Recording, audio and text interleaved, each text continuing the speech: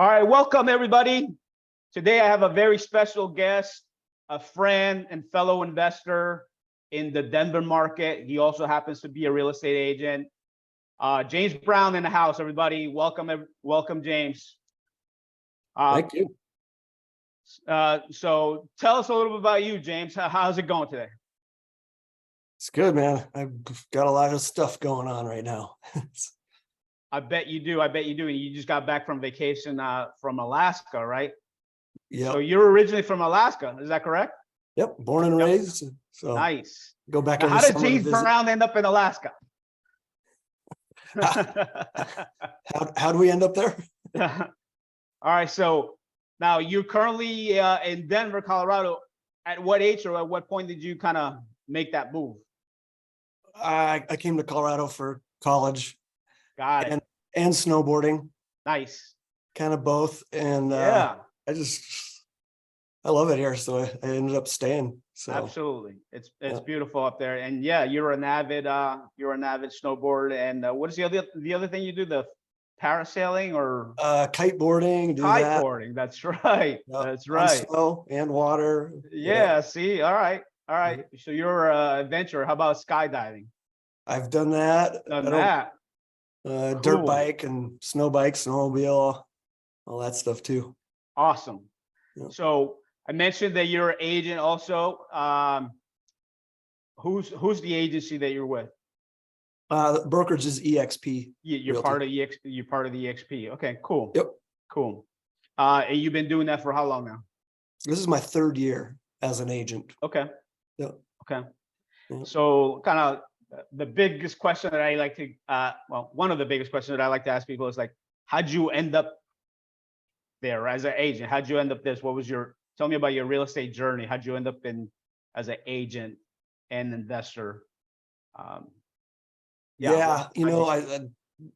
was never in the plan to become an agent, but I got into it on the investing side for personal reasons. I was getting near 50 years old and I was like, I'm not getting to where I want to be fast, because I was a graphic designer for 25 years and I love the creativity of that, but I was kind of getting burnt out on the business side of it, and I just wasn't making the money and putting enough away and investing. And so I thought, well, I'll start buying some rentals at least. But I got the bug and was learning so much. I'm like, there's so much more potential just going full time into real estate. So that's what I did. And it was kind of a long journey too, to figure out where I was going to land, like, because there's so many ways to invest in real estate, So I met my business partner, Toby Hansen, at a real estate meetup, and we ended up joining a mastermind group focused on rent to own or lease options. And that's where we've just stuck with it. And we keep our eye on other asset classes and ways to make money. But I really love this because we're helping people, both people that need to rent to own and investors that we work with as well. So we help everybody.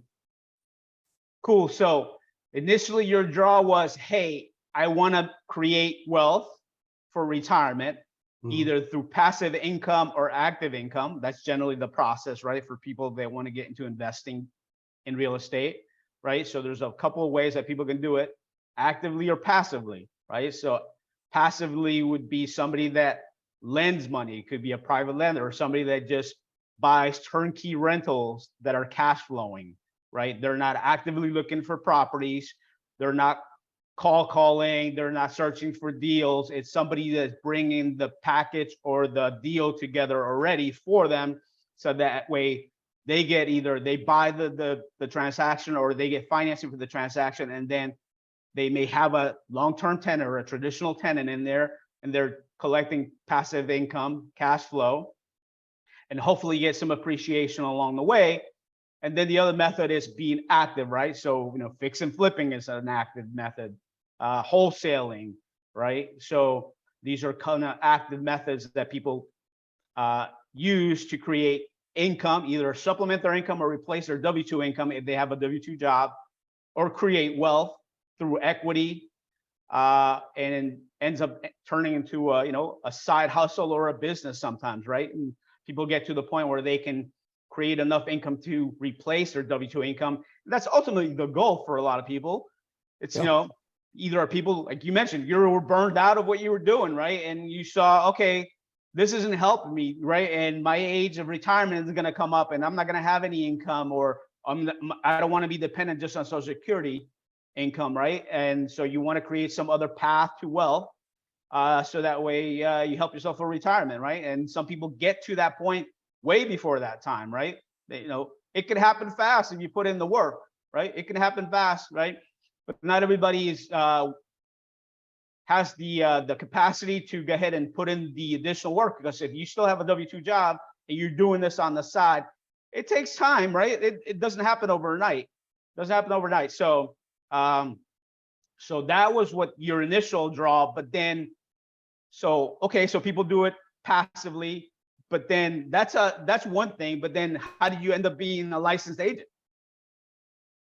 Well, you know, when we're creating these deals, it's beneficial for me as an agent to be able to write up offers and kind of follow through along the way and pick up commissions too. You know, that's, I can make money Absolutely. doing that. Yeah. So I'm very active, very much on the active side, and Yeah, helping people, yeah. like you said, W-2 people, high income earners, they don't have the time or want to dive into what we do. Like they just simply don't have the time Right. or Or they the don't want to make the motivation. time, right? They don't, or they don't want, they love their job and it's paying them well, right? But they want to create something else because, right? We talked about W-2 income, it's taxed differently than real estate, right? I don't want to get into the weeds with the tax stuff. Maybe it's some other episode, but generally there are tax advantages for real estate, right? Okay. And then, you know, you talked about being an agent, or there's a way where you can capitalize on being an agent too, because you're already in the industry,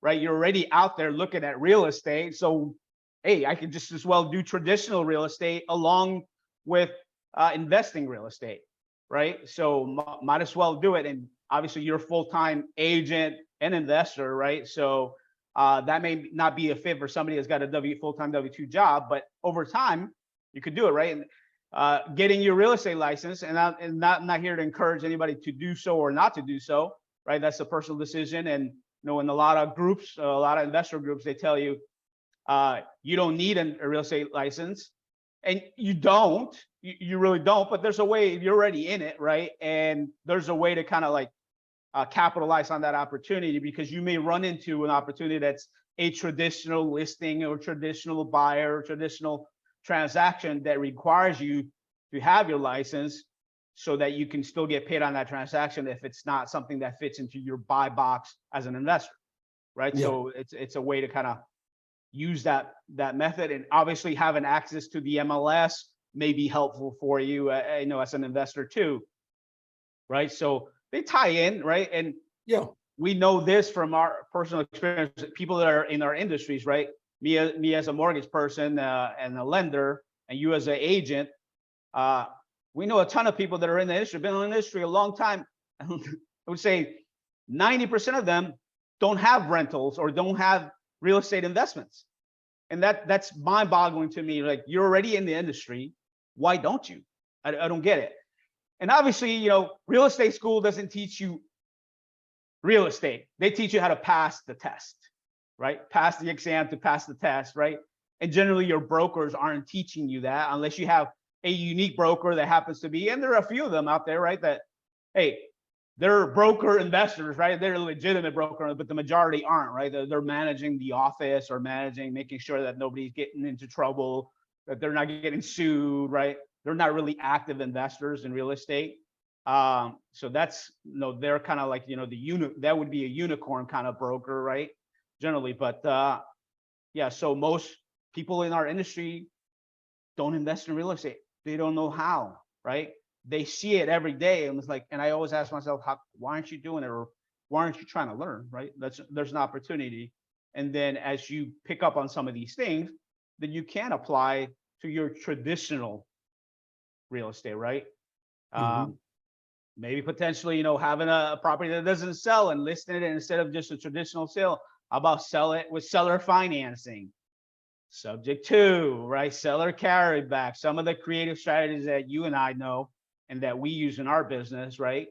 Creates an opportunity, and it doesn't take away from the service that you're providing to your client if you're a listing agent, and also potentially, a buyer's agent, right? So can you talk about a little bit about that, and like how you use some of the stuff that we know in the creative real estate space to apply to traditional real estate?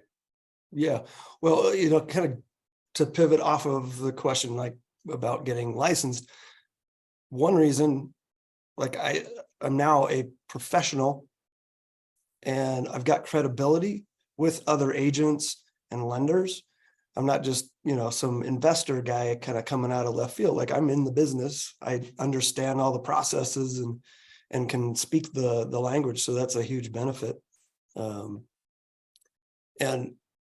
also I'm working with lenders and agents, helping them complete transactions that normally they couldn't. So, somebody that can't get financing, what do lenders and agents do? Put them on a reminder to call them every couple of months, put them on an email drip or something, and hope they come back, right? Maybe send them to credit repair, but they have to wait to get paid and their client has to wait. Well, with what we do, we get them into a house right away if they fit one of our programs, and then the agent gets paid. The lender, they can get paid two ways, which is great. They can get paid at the end, when that person does get qualified, but they can also work with our investors that are getting loans to buy the house now. So they can kind of double end it, which is great.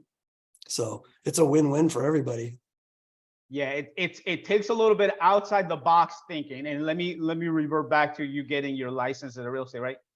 So you mentioned being a professional, right? You have credibility, but also, you're looking at your hat, right? Your EXP hat that builds a network of people that you could work with that I as a non-agent don't have access to necessarily, right?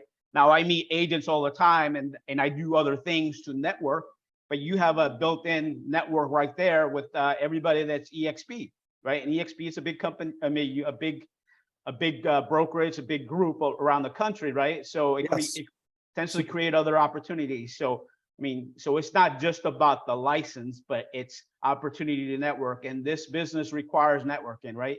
And you don't have to be a social butterfly, right? So I'm an introvert. I don't know if you're an introvert, but I'm an introvert. But when you get me talking about real estate and real estate investing, I could talk about this all day, right? And then I love talking to other real estate investors, right? What are they doing? What they may be doing may not be what I'm doing, but that's okay, right? How can we work together, right? What's unique about this industry too is a lot of collaboration, more so than in the corporate world, right? I came from the corporate world, right? Working for the big banks, and somebody across the hall is viewed as your competition in the corporate world, right? Here, we do a lot of collaborating, right? You and we talk about this stuff all the time, right? How can we work together, right? It's not like takeaway, right? It's not a zero-sum game, right? And that takes a little bit of a different mindset shift, right? It's like collaboration, right, is better than competition, I've heard, right?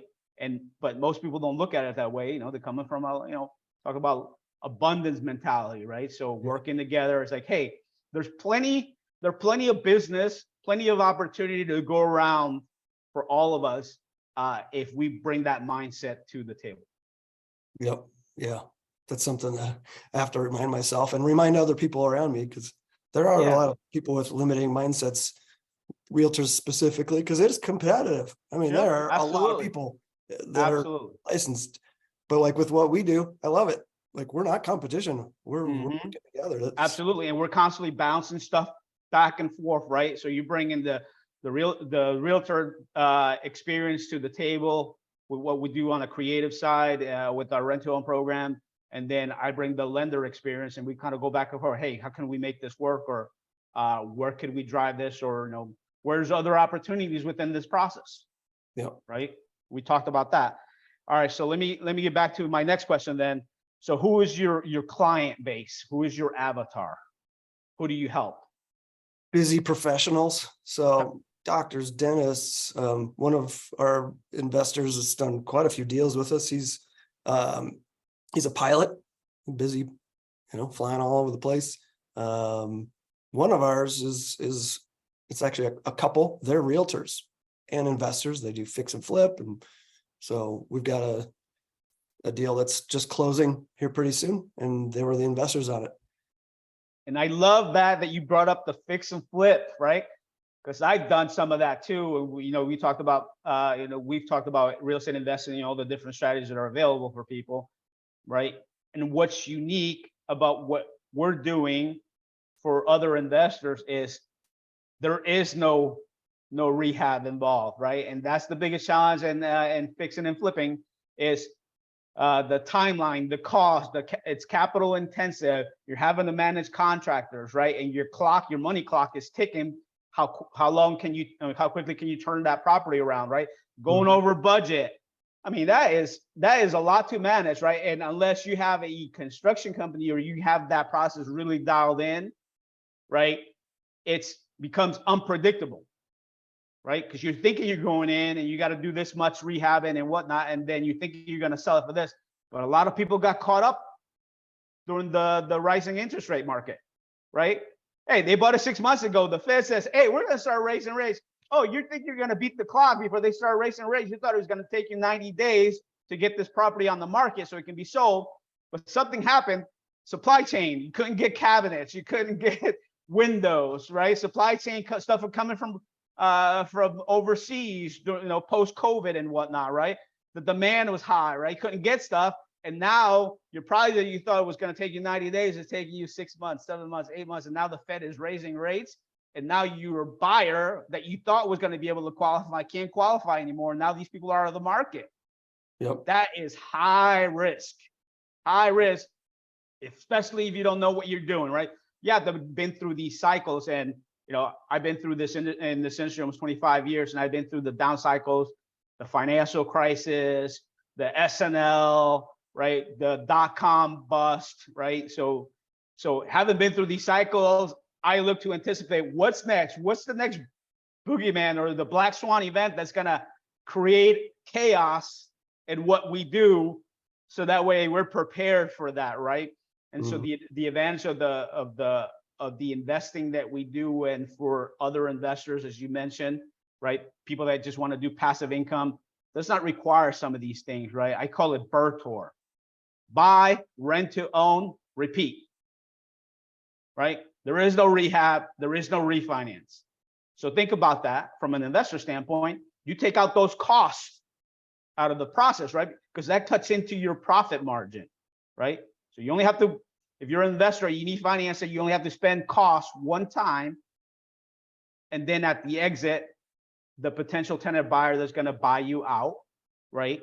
Those fees are traditional fees, right? You split your own costs for the title, and then they pay their own fees for their title or closing costs and their lender whenever they get their financing. There's nothing else there, right? So we're talking about move-in ready properties, turnkey ready properties, properties that are on the MLS, right? So there's no rehabbing to be done, right? Generally, right?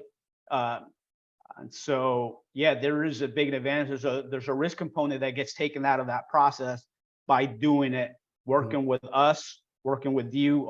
If somebody wants to invest passively, right? Just collect cash flow passively and build wealth over time, but we can help them with that as well, right? And also, we're helping other people along the way that can't get traditional financing right now, right?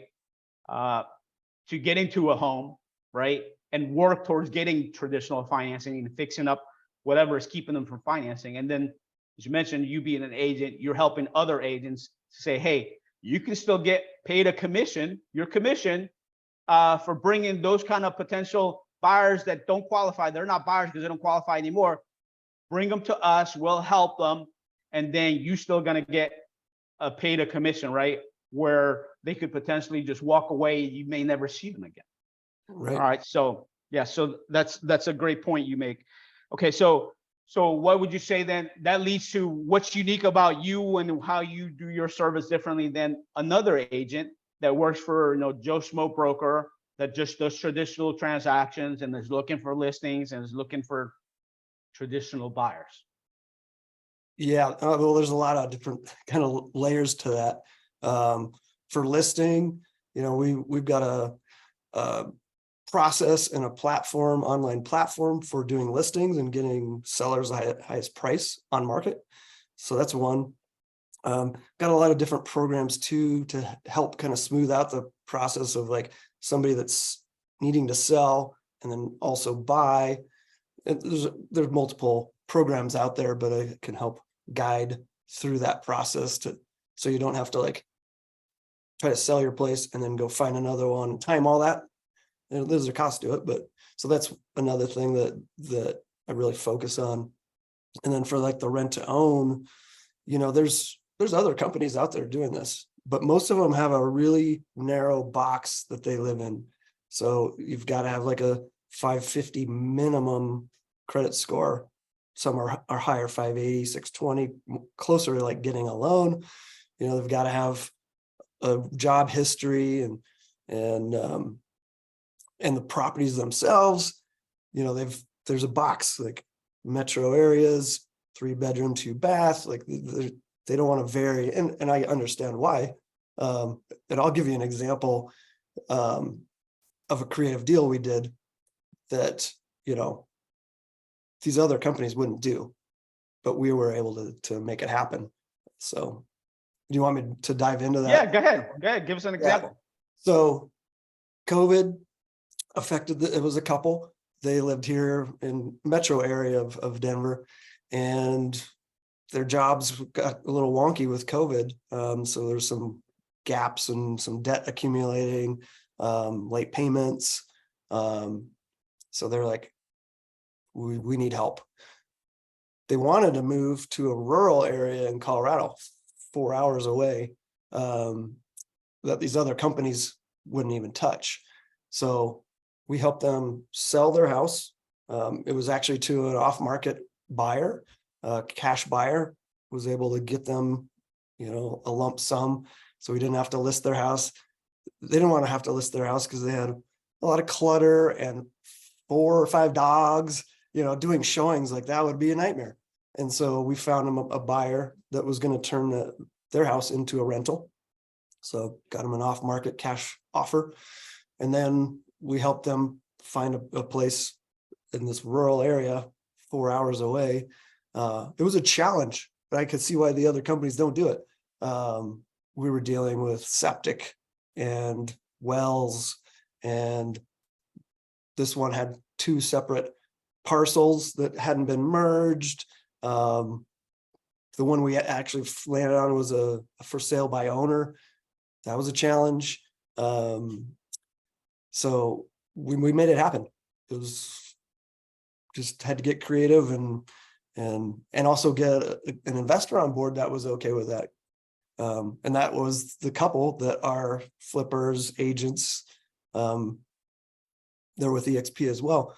At the time they weren't, but anyway, so put everything together and made it happen. And they should be buying that house through their lender here in by the end of the month.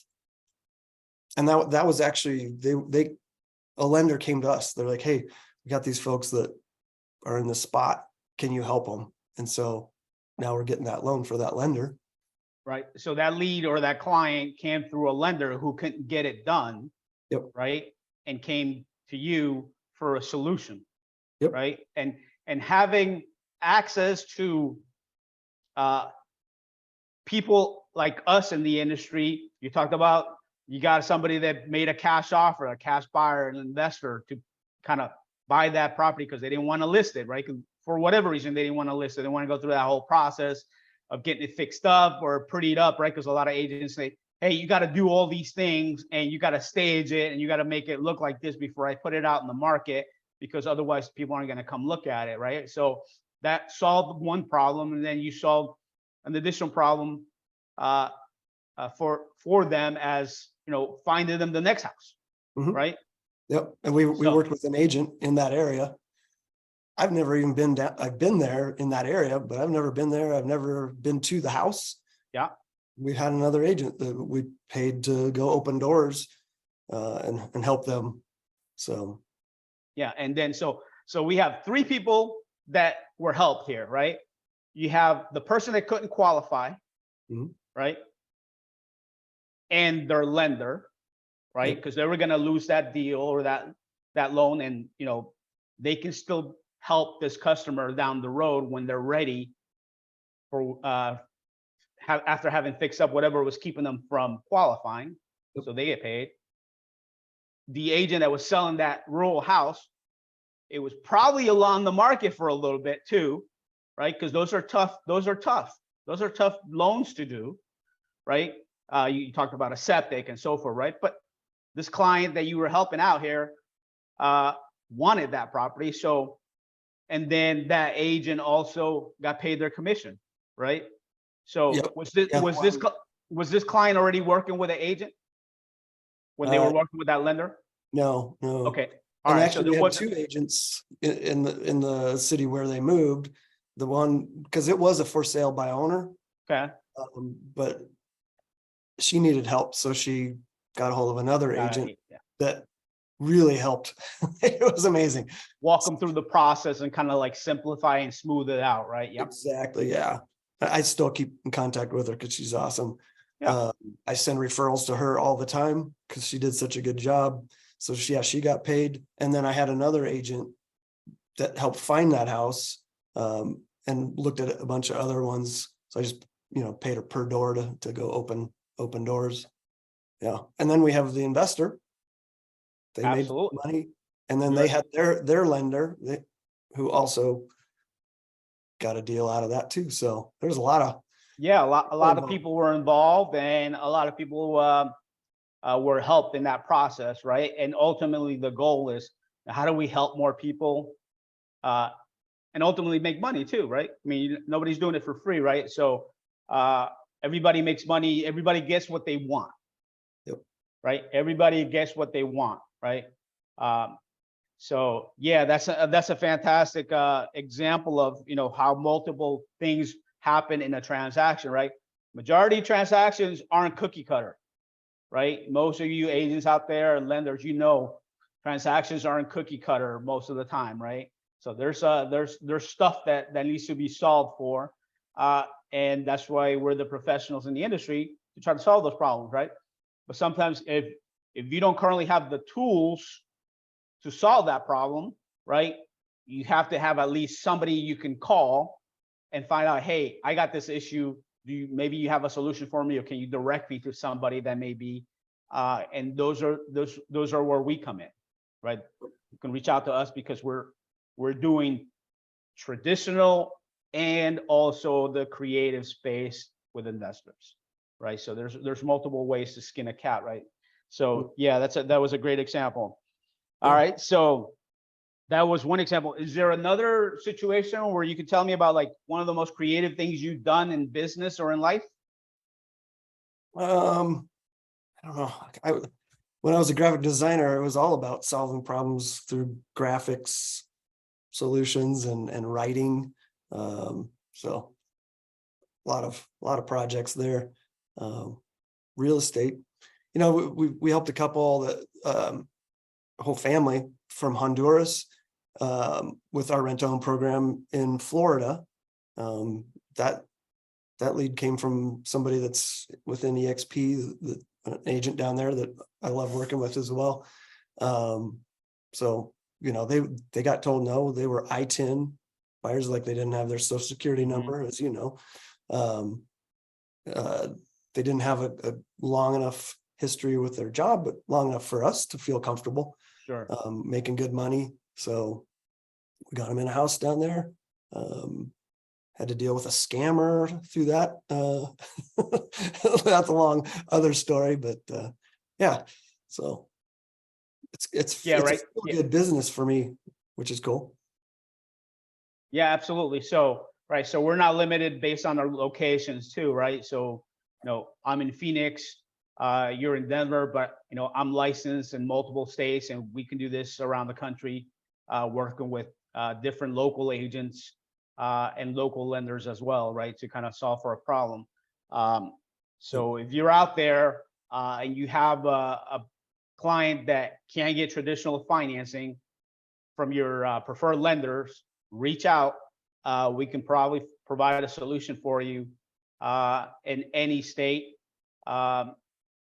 in the US. So we have a network of people that we can reach out to and kind of help in that process and help you still, capitalize on an opportunity that you may not have thought that you could capitalize on because they're not qualifying traditionally. So excellent, excellent. So to close out here, how can people connect with you? Go to realhomesolutions.org. Make sure it's the .org at the end there, and contact me that way. Cool. Are you on social media? You're on Facebook and Instagram? Oh yeah, all over there. So okay, cool. So what's your Instagram handle? It's a good question. At James Brown? I've got it.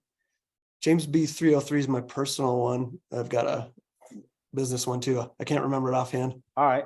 How about email? James@realhomesolutions.org. All right, there you go. Yep. All right. So Alicia, so if you want to work with James and you're in Colorado and you have potentially somebody that doesn't qualify for traditional financing and you're looking for a solution or somebody that will troubleshoot your problem, reach out to James. And then, we brainstorm constantly on different transactions. Who can we bring in? Who do we know in the industry? And how can we solve this problem for a potential client, and then help you get paid also, right? And that's the key, right? So we still help you get paid if you happen to be an agent or a lender. And then if you're a potential person that's been turned down by banks, and you've tried different ones and they said no, go to rent2ownhomesus.com. Take a look at our program, watch our video, enter your contact information on there, and then we'll reach out and kind of discuss your situation, see how we can help you get you into a home today. All right. So thanks again, everybody, for watching the Mr. Rent to Own Homes YouTube channel. Look forward to next week. We'll have more content, bring on additional guests. You can reach us at rent2ownhomesus.com. That's rent, the number 2, own, homesus.com. Or you could reach me at Mr. Rent to Own Homes on IG. Mr. Rent to Own Homes, spell out Mr. Rent to Own Homes on IG, and DM me and connect. Or you can reach me at Domenic, DOMENIC, at daninocapital.com. That's my email. Or 602-644-1606. That's my business line. You can leave me a message and then I'll reach out to you and you can discuss your situation. All right. Thanks again, everybody. And see you next time. Bye-bye.